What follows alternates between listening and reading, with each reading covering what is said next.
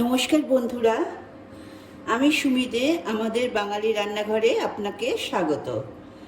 আজ আমি নিয়ে এসেছি বড়ার তরকারি। আমি আগের দিন আপনাদের পকোড়া করে দেখিয়েছিলাম, সেটা দিয়ে আজকে ঝাল করে দেখাবো। আচ্ছা, এই পাকোড়াটার মধ্যে আমি লিংক দিয়ে দেবো, তা সত্ত্বেও বলে রাখছি, এতে আছে মুসুর ডাল, আছে 2 চামচ কর্নফ্লাওয়ার, 100 গ্রাম মুসুর ডাল বাটা আর ডিম। এইগুলো দিয়ে আমি পকোড়াটা তৈরি করেছি। ডিটেলসে আপনাদের লিঙ্কটা দিয়ে দেব। আচ্ছা, তেল গরম হয়ে গেছে। এই তেলের মধ্যে আমি আলুটা ছেড়ে নিলাম। যেহেতু এটা স্টিলের কড়াই, ওই জন্য আগে কড়াইটাকে গরম করে নেবেন, এটা আমার টিপস। তারপরে তেলটা গরম করবেন, তাহলে কড়াইটা পুড়বে না, নাহলে কড়াই পুড়ে যায়, দেখতে বাজে লাগবে। তাহলে আমি প্রথমে আলুটা ভেজে নেব। এই পকোড়াগুলো আগের দিনে আমি করেছি, আমি লিঙ্কটা দিয়ে দেব। অপূর্ব টেস্ট চায়ের সাথে খাওয়ার জন্য। আর যেগুলো বেঁচে গেছে সেইগুলো দিয়ে আজকে আমি ঝাল করে দেখাবো। আর আমি এখানে 2 টেবিল স্পুন, তার একটু কম তেল নিয়েছি, যাতে এইটাই আলুটা ভেজে আমি সেই তেলটাও আবার ঝরিয়ে রেখে দেব।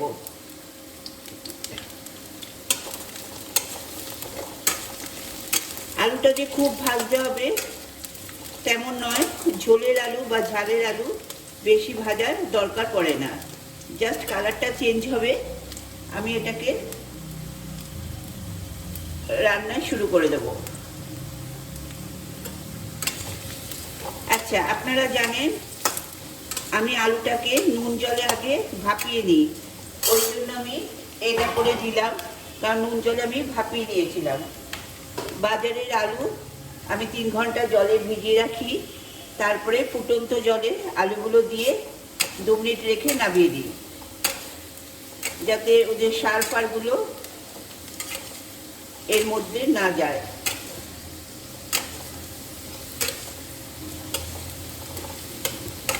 আচ্ছা, আমার আলু ভাজা হয়ে গেছে। এবার আমি তেলটা ঝরিয়ে রাখবো।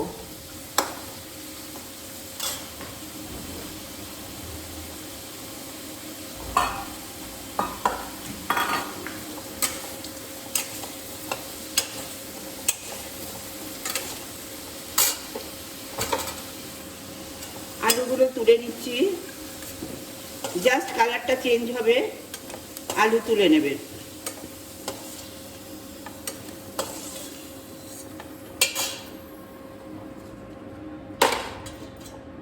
দেখুন, আমি 2 টেবিল স্পুন দিয়েছিলাম, পুরো তেলটাই থেকে গেছে। এই তেলটাকে আমি নামিয়ে দেবো। এখানে 1/2 টিস্পুনও আমি তেল রাখলাম না। এবার এতে আমি দেব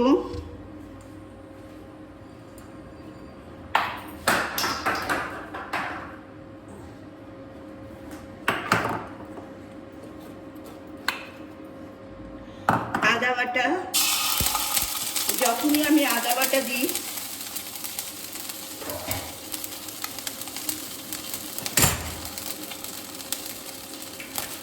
আপনারা জানেন, তখন আমি একটুখানি জল দিই। আমি জল দিয়ে বাটি, তা সত্ত্বেও আপনাদের শেখাবো বলে, নালে কিন্তু আদা পুড়ে যাবে আর টেস্টটাও সেরকম ভালো হবে না।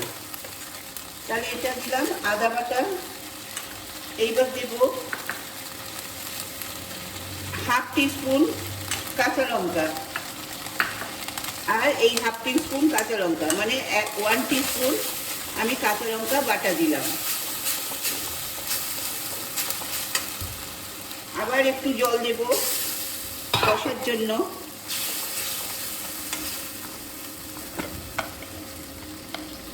এবার দেব হলুদ 1/2 টিস্পুন, এটা আপনারা নিজেদের পরিমাণ অনুযায়ী দেবেন। আর দেব নুন 1 টিস্পুন, আর একটুখানি দিলাম।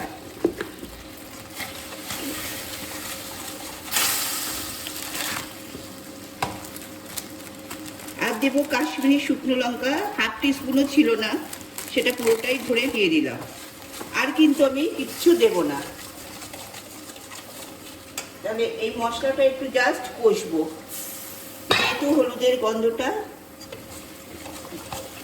না থাকে। 2-3 বার কষলেই হলুদের গন্ধটা চলে যাবে।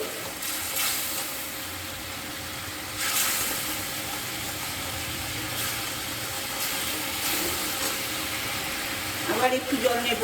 এইটা কিন্তু ফুটন্ত জল, আমি কিন্তু ঠান্ডা জল ইউজ করি না, আপনারা জেনে গেছেন। আর স্টিলের কড়াই দেখুন কোথাও পুড়ছে না, পুড়বে না। যদি আগে স্টিলের কড়াইটা গরম করে নেন, তারপরে তেলটা ঢালেন।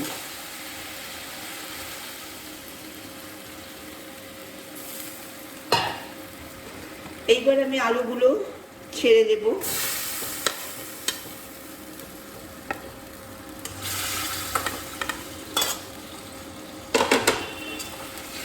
আলুগুলো দিয়ে মশলাগুলো একটু কষে নেব।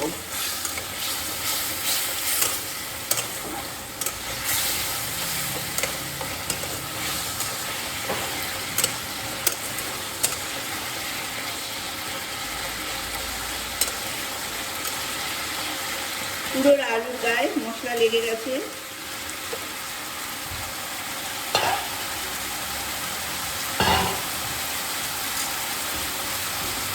এবার আমি জলটা ঢেলে দেব।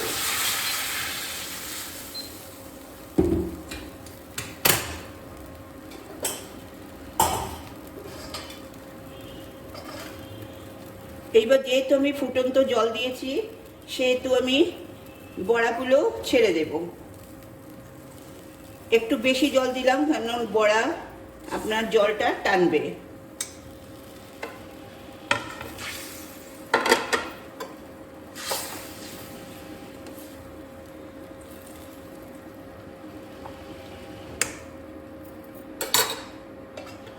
এবার এটা আমি ঢাকা দিলাম। আমি 5 মিনিট বাদে ফিরে আসছি।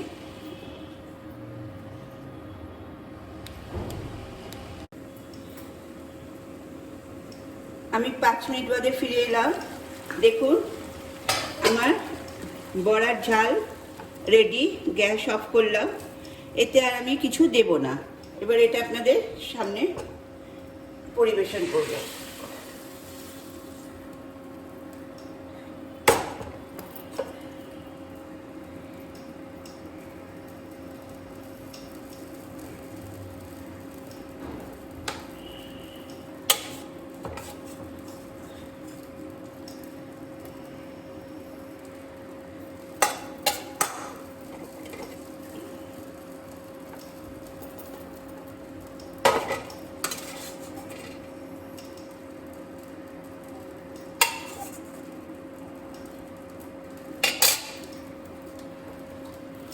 দেখুন আমার বড়ার ঝাল রেডি।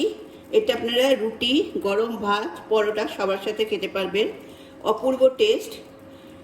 আমার রেসিপি যদি সত্যি আপনাদের ভালো লাগে, প্লিজ আমাদের বাঙালি রান্নাঘর চ্যানেলকে সাবস্ক্রাইব করবেন আর পাশে থাকা বেল বটনে ক্লিক করবেন। তাহলে আমার সমস্ত রেসিপি আপনার ফোনের নোটিফিকেশানে পৌঁছে যাবে। আর অবশ্যই লাইক কমেন্ট করে বন্ধুদের সাথে শেয়ার করবেন। তাহলে একবার করে আমাকে জানাবেন। তাহলে আজ আসি, নমস্কার।